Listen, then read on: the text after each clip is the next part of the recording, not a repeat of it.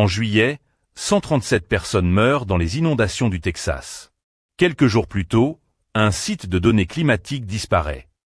Le site des évaluations climatiques nationales s'est éteint le mois dernier. C'est le dernier effacement en date sous l'administration Trump. Le comté de Kerr, au Texas, subit ensuite des inondations sans précédent. De nombreuses personnes meurent ou sont blessées. Selon le New York Times, ces inondations deviennent plus fréquentes et intenses. En cause, le réchauffement lié aux énergies fossiles. Le comté de Kerr se situe en zone inondable, classée par la FEMA. Il longe la rivière Guadalupe. Le 4 juillet au matin, la rivière monte de 26 pieds en 45 minutes. Le service météorologique émet une veille aux inondations le 3 juillet. Elle concerne la ville de Kerrville. À 4h03, cette veille devient une urgence inondation soudaine. Elle couvre tout le comté. L'alerte pour Kerrville n'est émise qu'à 5h34. Elle arrive 45 minutes après la montée critique des eaux. Les capteurs mesurent alors plus de 23 pieds d'eau.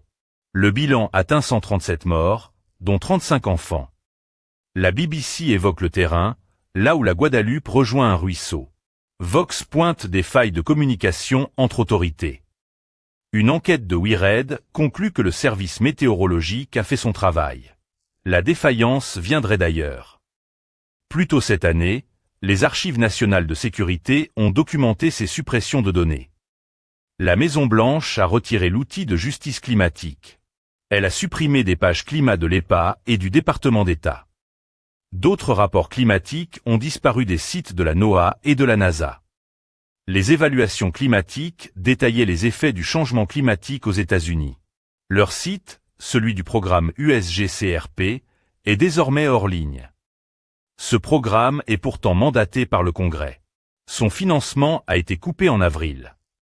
Ces sites contenaient des cartes et des données essentielles, selon le New York Times. Les urbanistes s'en servaient pour préparer les villes aux inondations.